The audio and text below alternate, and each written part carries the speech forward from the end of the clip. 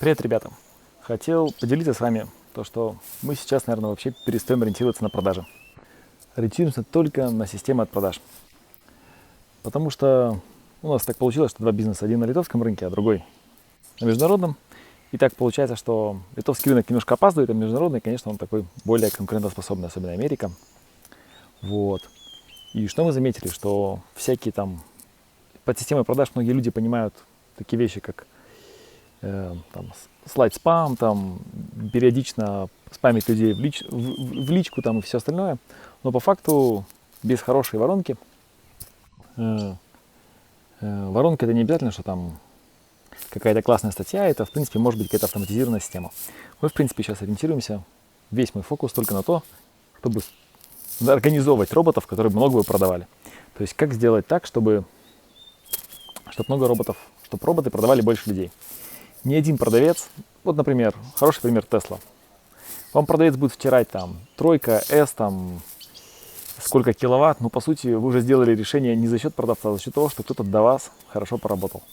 Вы решили купить iPhone, конечно, продавец вам будет там втирать, типа там, о, ребята, там, возьмите там столько мегабайт или столько, но по сути вы сделали решение до того, как пришли в этот чертов салон купить iPhone, и причем даже не важно, где вы купите, вы решение уже приняли до того,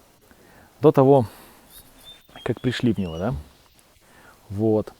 И хотел сказать, что нужно делать системы, которые генерируют вам просто большую кучу лидов. Вот. И, кстати, руководителя бизнеса, это основная задача, делать системы, которые генерируют лиды, и, конечно, вместе с маркетингом.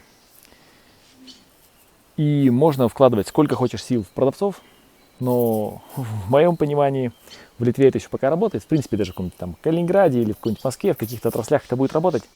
Но в долгосрочную, даже долгосрочно, это может быть 3-5 лет, в принципе, от продавцов, ну, будет только зависеть, знаете, там как Big Mac, маленький или большой.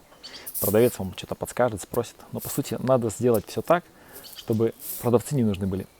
И это была моя такая видение лет 20 назад. Но сейчас, когда появились новые технологии, выбора как бы уже не осталось. То есть продавца функция должна быть. Это спросить ваш Big Mac маленький или большой. Это самое идеальное. Если вы смогли построить такой бизнес, где продавцы занимаются только этим, то это классно. Вон, сможете тоже вот бегать, вон, у обезьян бананы отбирать. Они тут бегают, вон, собирают гамаки. Вот. Вот так вот. И, кстати, 2 проекта у нас, и сейчас мои силы все, вообще мы, наверное, продавцов уже не брали, я не знаю сколько, то есть продавцы нам, в принципе, полностью бесполезны, они показывают результаты хуже всего. И мы видим, что нанимая продавцов, просто увеличиваем себе расходы, а по сути, ну, как бы дай бог, что продавцы сами себя окупали.